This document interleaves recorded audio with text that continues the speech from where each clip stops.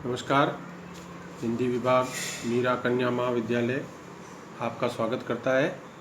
आज का हमारा वीडियो एमए फाइनल की छात्राओं के लिए है और जो निबंध हम निरंतर रूप से पढ़ रहे थे साहित्य क्या है, आज हम उसको समाप्त करेंगे। और एक मैंने छोटा प्रश्न टिप्पणी परक आपके डाला है कि जो एक पंक्ति है जैनेन्द्र की, उसका अर्थ क्या होता है, तो आप जो है उसको ज़रूर सॉल्व करें। और अगर उसको लिखकर आप 3, 4, 5, 6 पंक्तियों में अगर लिखकर आप भेजते हैं व्हाट्सएप पे, तो हम और उसको देख के आपको सजेस्ट कर सकते हैं। तो जहाँ पिछली बार छोड़ा था वहाँ से आगे बढ़ते हैं। इस प्रकार अहंकार को टेक बनाकर अपने को हर्ष और सबसे पृथक करके वह जीने लगा। यानी जो मनुष्य था उसका अहम जो था वह विकास के साथ ऐसा हुआ कि वो सबसे अलग होकर रहने लग गया, अर्थात सब प्रकार की समस्याएं खड़ी करके उसके बीच में उलझा हुआ रहने लगा। यानी समस्याएं बढ़ती है, आप पता ही है, डेवलपमेंट जैसे जैसे होता जाता है तो जहाँ एक और हमें कुछ सुविधाएं मिलती है तो उसकी समस्याएं भी उसके साथ बढ़ती है।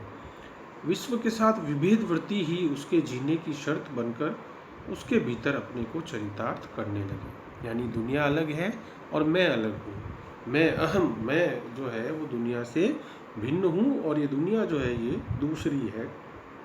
इसने ऐसी सोच को जीने की शर्त बना ली और उसको जो है वह फलित करके उसको जीने लगा जीवन में।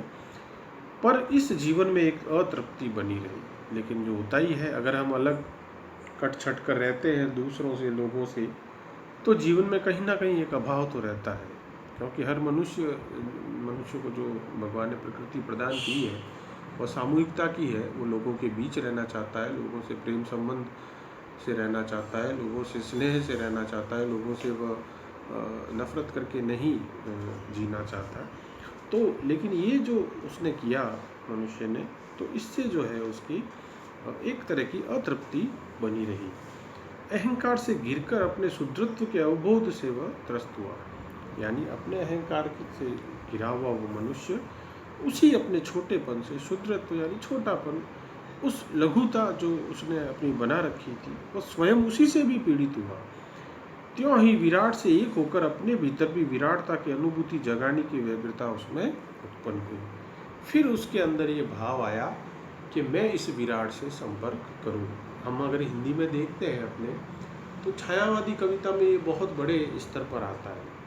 छायावाद की पूरी कविता में आप देखिए जितने बड़े कवि हैं वो सब उस अज्ञात एक, इसीलिए छायावाद को कुछ लोगों ने रहस्यवाद भी कहा, जो एक ईश्वर, एक सृष्टि जो हम जिसको हम नहीं जान रहे हैं, उसके प्रति एक उनके अंदर जिज्ञासा है, उसके प्रति उनके अंदर एक उनसे रिश्ता वो जोड़ना चाह रहे हैं। और वो बार बार कवि की पंक्ति आती है कि आकाश के पार में देखो क्या है, क्षितिज के पार में देखो क्या है। तो ये सब उस विराट से ही जुड़ने की तमाम कोशिशें होती है। इस व्यग्रता को वो भांति भांति से शांत करने लगा। यहीं से धर्म, कला, साहित्य, विज्ञान उत्पन्न हुए। यानी जो सृष्टि अपने विराट स्वरूप में थी, आज भी है, आज भी हम बहुत सारी चीज़ों को नहीं जान पाए हैं। तो अब इन जानने की जिज्ञासा, जो उस समष्टि से जो हमारा संबंध बनाने की जो बात है, उसी ने क्या जन्म दिया? धर्म को दिया, कला को दिया, साहित्य को दिया और विज्ञान को उत्पन्न किया।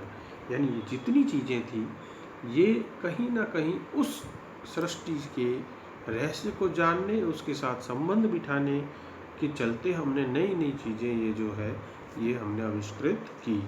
धर्म किया हमने, कलाएं की, चित्रकला की। जब शुरू में आप देखिए गुफाओं में आदि मानव क्या चित्रकला कर रहा था, वो भी एक जिज्ञासा ही थी। साहित्य पैदा हुआ, कवियों ने कविता लिखनी शुरू की, रचनाकारों ने, कहानीकारों ने, ये लिखना क्या था? अल्टीमेटली उस गॉड, उस भगवान, उस ईश्वर से ही तो संपर्क साधने की बात थी।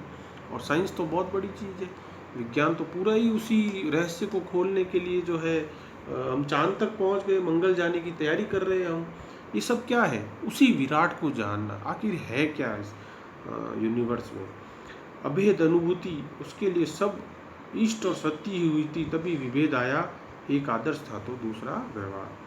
अभेद अनुभूति जब उसके लिए इष्ट और सत्य हुई, यानी ये जो, जब उसे ये पता चला कि ये भेद गलत है, एक ही है हम सब, एक ही है सृष्टि और मनुष्य, तब जो है उसको सत्य का पता चला और तब उसकी एक जो निर्मित हुई वो एक आदर्श था, एक भविष्य था तो दूसरा वर्तमान।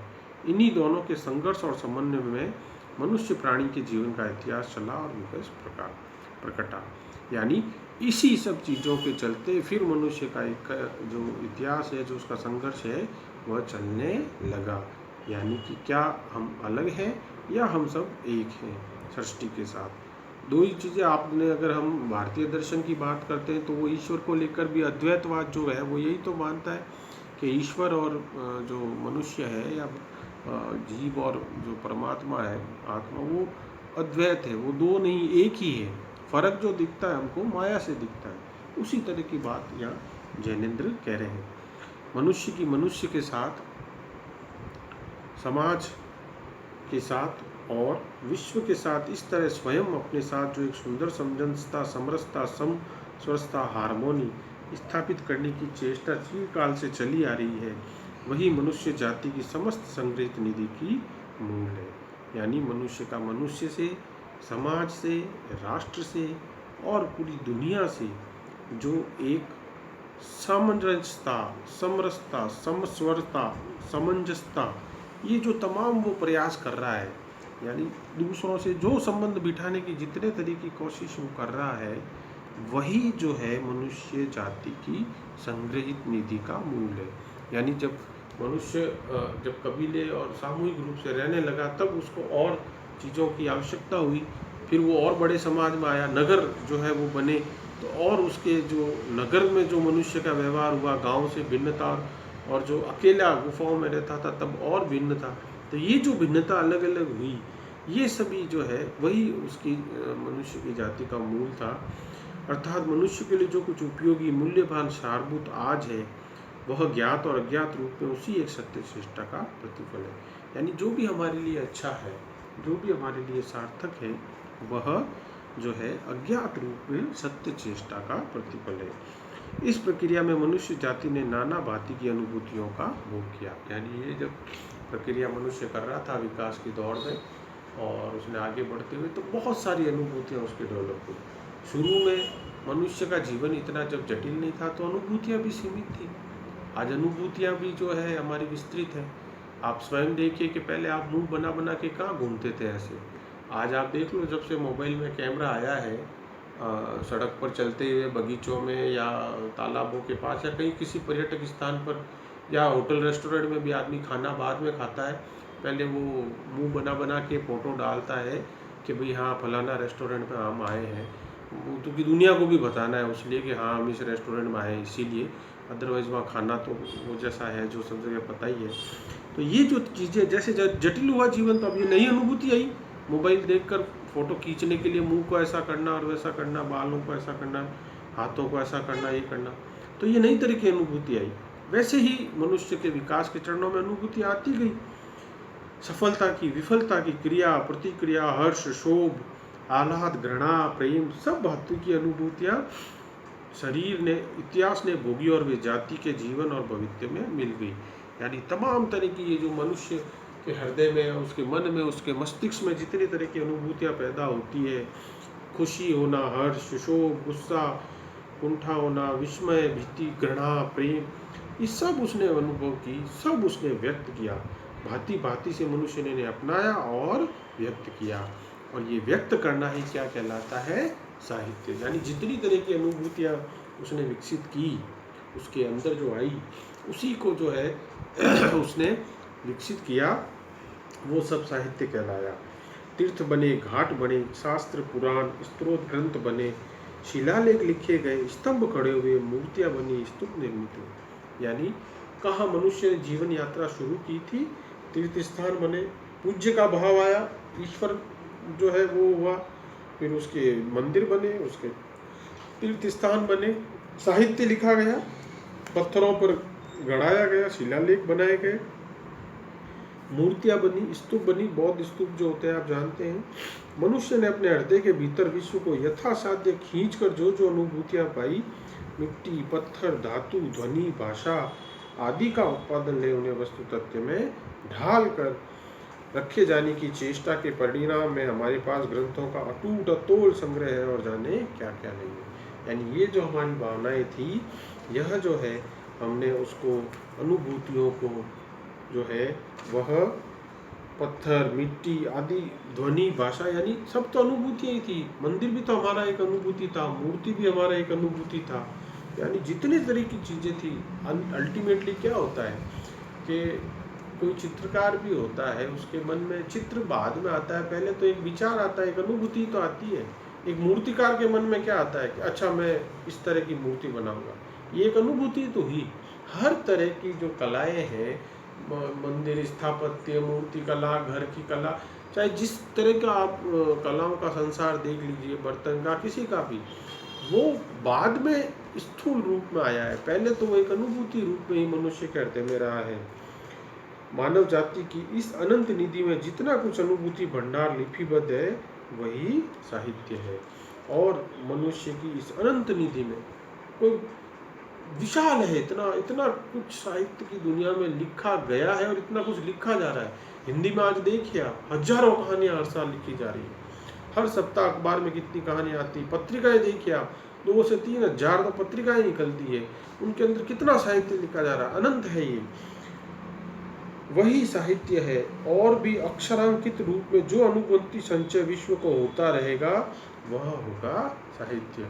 और जैनेन्द्र जी क्या कह रहे हैं कि आगे भी जो भी अक्षर रूप में संचित होता जाएगा वह साहित्य होगा। यानी जो जो हमारी अनुभूतियां हैं वह जैसे जैसे अक्षरों में ढलती जाएगी आगे भी, और जो ढल चुकी है वो भी, और जितने तरह की हमारी फीलिंग्स हैं वो जब कागज़ पर उतार दी जाती है, वो जब एक लिपि का स्वरूप धारण कर लेती है। और पहले तो हमारा पूरा साहित्य ही मौखिक था, तो यहाँ हम ये भी जोड़ सकते हैं कि कागज़ पर उतारी हुई नहीं, बल्कि वो भी अनुभूतियाँ जो मौखिक रह गई। हमारे कितने ही गीत हैं राजस्थानी समाज में, वो कागज़ पे नहीं है कभी, वो लोगों से गाए हुए सालों से आ रहे हैं वो। तो ये तमाम जो है चीज़ें, वो जो है वह साहित्य कहलाई, और आगे भी जो है वह कहलाएगी। तो इस प्रकार आप देखिए कि जैनेन्द्र जो है इस अपने निबंध में साहित्य क्या है, एक यक्ष प्रश्न है जिस पर बहुत सारे लोगों ने विचार किया है। वह भी इस निबंध में उस पर विचार करते हैं और हमको बताते हैं कि किसी की भी परिभाषा देना अंतिम निष्कर्ष नहीं होता। हमेशा परिभाषा का जो है एक विकल्प, एक विस्तार, हमेशा संभावनाएं रहती है। और जो है साहित्य भी उसी तरह से आता है। और जैसे जैसे मनुष्य का विकास होता गया, साहित्य भी विकसित होता गया, और उस साहित्य के अंतर्गत हमारी तमाम अनुभूतियों ने स्थान पाया है। जब वो कागज़ पर उतरी है तो वो तमाम चीज़ें जो है वह साहित्य कहलाई है। और उसमें हमारे सभी तरह के इमोशंस, फीलिंग्स थे, चाहे वो गुस्से हो, चाहे उत्साह हो, चाहे क्रोध हो, चाहे स्नेह हो, चाहे किसी भी तरह के हो, वो सभी तरह की हमारी अनुभूतियाँ साहित्य के दायरे में। तो आज हम इतनी ही बात करते हैं, ये निबंध समाप्त होता है। आप इसको अच्छे से पढ़िए। अगले सप्ताह इस निबंध पर आधारित हम प्रश्न आपसे पूछेंगे और आगे के निबंध पर चर्चा करेंगे। तब तक के लिए धन्यवाद।